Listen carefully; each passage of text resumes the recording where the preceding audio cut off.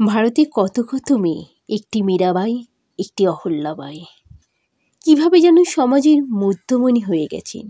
কেউ বা হয়েছেন অধ্যাত্ম জগতের বিরল দৃষ্টান্ত। কিন্তু কত কাহিনী, কত ঘটনা আছে যা লেখাজোকা হয়নি, প্রকাশিত হয়নি জনসমক্ষে। অন্তপুরের অন্তরালেই জীবনাবসান হয়েছে কত মহীয়সী। তাদের নিয়ে ইতিহাস লেখা হয়নি, তাদের জীবন নিয়ে ভাবনা চিন্তার অবসরও হয়নি। বিশেষ করে তাদের যারা অধ্যাত্ম জীবনযাপন করে গেছেন নিঃশব্দে। তেমনই এক কাহিনী।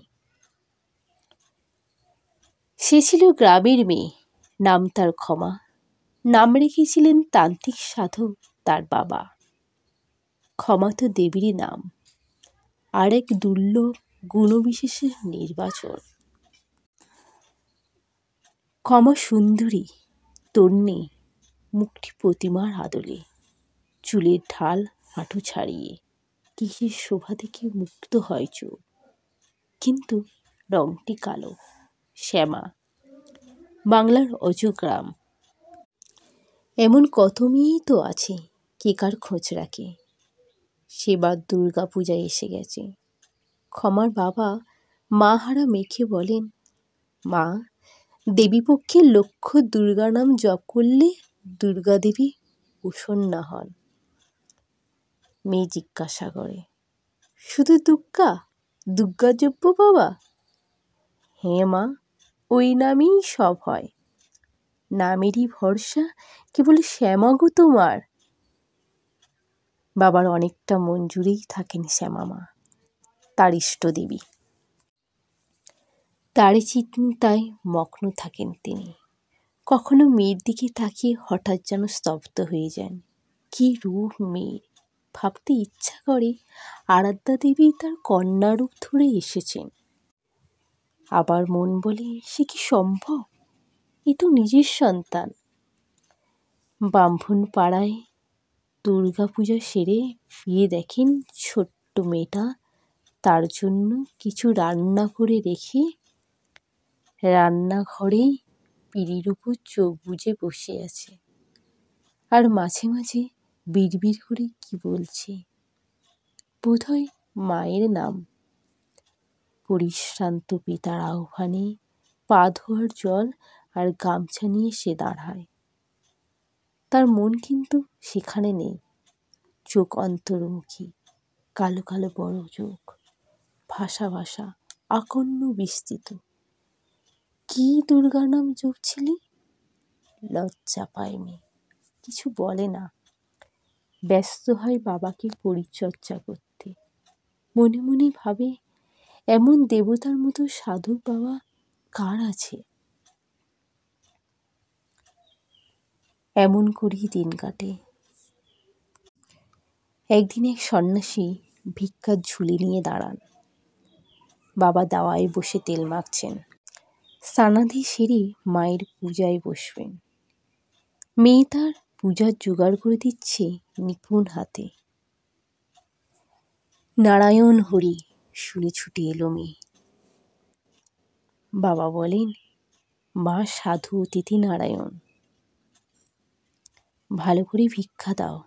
একটা সরাই, চাল ঠাল ঘি সব সাজিয়ে সাধুর ঝুলিতে দিতে এলো ক্ষমা। সাধু কিন্তু স্তব্ধ হয়ে তাকিয়ে। বাবাকে সম্বোধন করে বললেন, আপনার মেয়ে? রাখতে পারবেন না, দেবী শক্তি, এতটুকু অবমাননা হলেই চলে যাবে।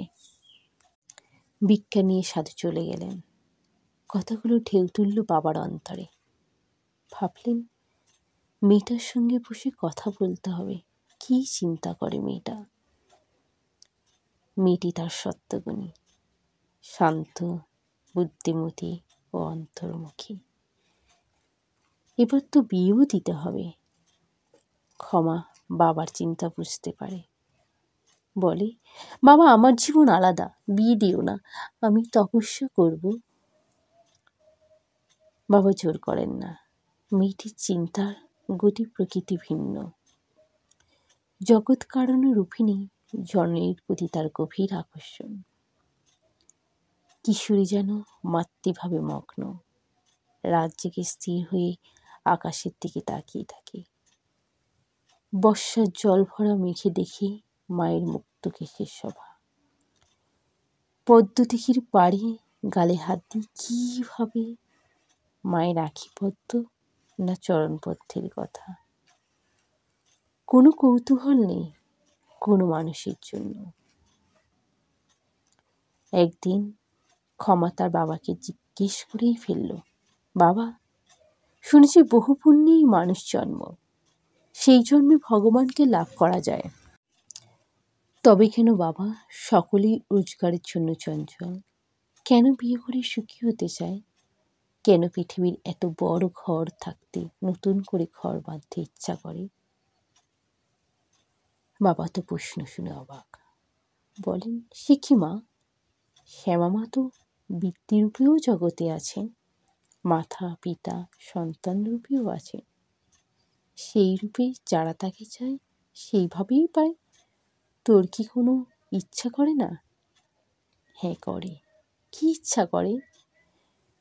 মনে হয় আমি এই পৃথিবী। আমার কোলে গাছপালা, নদী, পাহাড়, ঝর্ণা, পশু পাখি, মানুষ সবই রয়েছে। আমি যেন সবার মা, পালন করি সকলকে। কখনো বা ভাবি আকাশ হয়েছি, আমার মধ্যে রয়েছে চন্দ্র, সূর্য, গ্রহ, নক্ষত্র, তারার দল। আমি মুক্ত, আমার যেন অন্ত নেই। চিরকাল ধরে রয়েছি আমি। নিজের শরীরটা দেখে মনে হয় কি ছোট, কতটুকু আমি। বাবা, মনটা আমার এইটুকুর মধ্যে থাকতে চায় না। মনে হয় আমি অনেক বড়, আমার মধ্যে যেন আছে অনন্ত শক্তি। যখনই ভাবি আমি একটা ছোট্ট মেয়ে, তখনই ভীষণ কান্না পায় আমার। শ্যামা মার কাছে বলি, মা, আমি কি এত ছোট্ট? বাবা বলেন, মা কি তোর কথার উত্তর দেন? মা বলেন, কি বলে তুমি ছোট? তুমি যে অনন্ত, তুমি আমার। হঠাৎ ফুঁসফুঁস আওয়াজ শুনে চমকে ওঠেন বাবা। দেখেন একটা বিরাট সাপ হেলে দুলে ঘরের দিকে চলছে। আতঙ্কে শিউরে ওঠেন। ক্ষমা বলে, বাবা, ওটা শিবের সাপ, রোজ আসে, দুধ দিই, খেয়ে চলে যায়। বাবা রাতের ঘুম চলে যায়। এই মেয়েকে নিয়ে কী করা যায়? বয়স যে অল্প, এর ভবিষ্যৎ কী? এরই মধ্যে একটি ঘটনা ঘটল। বাবার সতীর্থের এক ছেলে এসেছিল, তন্ত্রসাধু। সে ক্ষমাকে দেখে মুগ্ধ। ক্ষমা কিন্তু তার প্রস্তাবে রেগে এক্কেবারে অস্থির। বাবার সামনেই কথাটা কাটাকাটি। ক্ষমা বড় তেজস্বিনী, সাধককে বলল, মায়ের সাধনা কর। আমার মধ্যে মাকেই দেখতে পেলে না? কি দেখলে তুমি? ছি ছি।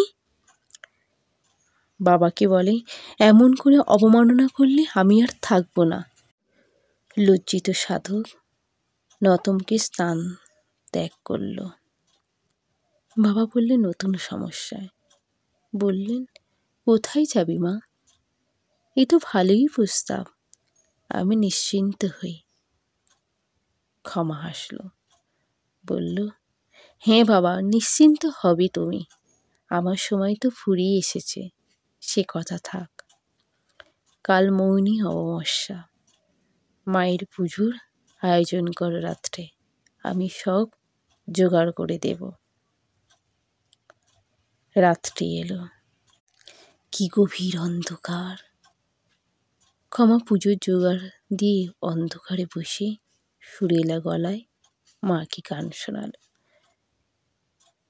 মা আমার কি পর হলি, আমি যে তোর আপনো মেয়ে, সে কথা কি ভুলে গেলি? বাবার পুজো শেষ।